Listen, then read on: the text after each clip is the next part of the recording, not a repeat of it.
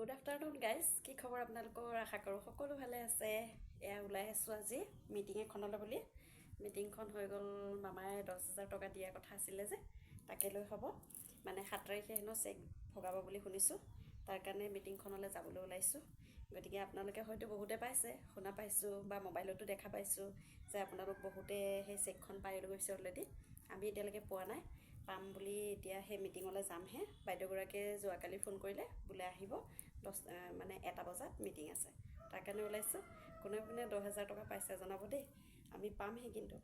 মামাক আৰু কি ক'মনো, ধন্যবাদটো দিবলগীয়া। এফালে চাবলৈ গ'লে মামাক ধন্যবাদ দিবলগীয়া, আনফালে চাবলৈ গ'লে কিন্তু মামাক বহুত বেয়া পাইছোঁ। নাজানো মামাই কি কৰিছে, আমাৰ জুবিন দাদাৰ লগত কিয় ন্যায় দিয়া নাই এতিয়ালৈকে। ইমান মানুহৰ যে কিমান জনসাধাৰণে যে কিমান কষ্ট পাইছে, অসমৰে হওক আন দেশৰে হওক, বহুত লোকে বহুত কষ্ট পাইছে। তথাপিও যে মামাই কিয় অনুভৱ কৰা নাই সেই কথাটো বুজি নাপাওঁ। এতিয়া 26 চনৰ ইলেকশ্যন আহি আছে, কিন্তু 26 চনৰ ইলেকশ্যনত যে মামা জিকিব মোৰ মনে নকয়, গম পাইছেনে? একেবাৰে নকয়। কাৰণ কিয়, মামাই 2জন 4জন 10জন মানুহৰ লগত মিল হ'বলৈ গৈছে, গোটেই অসমৰ মানুহৰ পৰা মানে অন্তৰৰ পৰা ওলাই গৈছে। মামা বুলি যে কিমান ভাল পাইছিলে, কিন্তু এতিয়া যে মামাৰ একো মানে অস্তিত্বই নাইকিয়া নিচিনা হৈ গৈছে, থাকিও নাই। গতিকে আপোনালোকে কথাটো জনাবচোন, সঁচা হয়নে নহয়। মামা যে আজি গোটেই অসমৰ পৰা, অসমৰ মানুহৰ অন্তৰৰ পৰা ওলাই গৈছে। মামা বুলি বহুতে বহুত ভাল পাইছিলে, কিন্তু ময়ো 10,000 টকা দিছে বুলি মামাক ভাল পাম কথা নহয়, গম পাইছেনে? মামাই ন্যায় কিয় দিব পৰা নাই এতিয়ালৈকে? কিয় পুহি আছে শ্যামকানু আৰু সিদ্ধাৰ্থৰ নিচিনা এই ইমান বেয়া মানুহ কেইজনৰ? কিয় মানে মামাই চাথ দি আছে তাকে বুজি পোৱা নাই। কাৰণ কিয়, চাওক, এজন মানুহ 2জন মানুহে কষ্ট পোৱা নাই। জুবিন দা আমাৰ গোটেই অসমৰে সন্তান আছিলে। প্ৰত্যেক ঘৰৰে এজন সদস্য হেৰাই গৈছে অনুভৱ হয়, আপোনালোকৰো নিশ্চয় হয়। যেনেকৈ মই কষ্ট পাইছোঁ, মোৰ দৰে হাজাৰ লাখ কৰৰজন মানুহে জুবিন দাৰ লগত কষ্ট পাইছে। কিন্তু মামাই কিয় অভিনয় কৰিলে? মামাই যেন অভিনয়হে কৰিলে। কাৰণ কিয়, সেইকেইদিন যেন মামাই একদম জুবিন দাদাৰ একেবাৰে কি ক'ম, কিমানখিনি কৰিলে জুবিন দাৰ হৈ, আপোনালোকে সকলোৱে দেখিছে। চকুপানীও টুকিলে। কিন্তু এতিয়া কিয় মামা সেই চকুপানী ক'ত গ'ল? এতিয়া মামাই কিয় পাহৰি গ'ল যে জুবিন দাক ন্যায় দিব লাগে? কি কাৰণে তেওঁলোকক পুহি ৰাখিছে?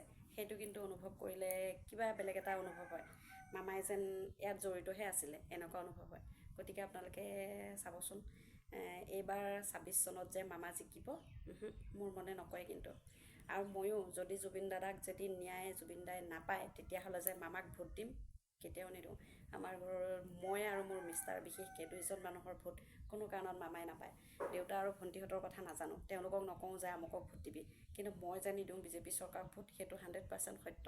লাগিলে মোক একোৱে নিদিয়ক কিয়, বিজেপি চৰকাৰে লাগিলে মোক একোৱে নিদিয়ক, তথাপিও যে মই এটা ভোটতো হাৰে, এটা ভোটতো জিকে, সেইখিনি কথা সকলোৱে জানে। আপোনালোকে হয়তো জ্ঞাত যে এটা ভোটতো হাৰি যায়। গতিকে এটা ভোট নাপালেও হাৰি যাব পাৰে, হয়নে নহয়? গতিকে বিজেপি চৰকাৰক যে এবাৰ ভোট নিদিওঁ, সেইটো 100% সত্য। আপোনালোকে হাত ধৰি থওক, লাগিলে মোক একোৱেই দিব নালাগে।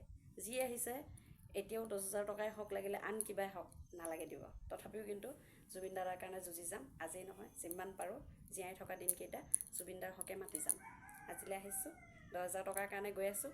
মামাই যদি নিদিয়েও আপত্তি নাই, দিলে দিব, নিদিলে নাই। তথাপিও কিন্তু যদি জুবিন দাৰ ন্যায় নাপায়, তেতিয়াহ'লে কিন্তু 26 চনত কেতিয়াও বিজেপি চৰকাৰক ভোট নিদিওঁ, সেইটো কিন্তু খাটাং কথা। আজিলৈ আহিছোঁ, বাই বাই।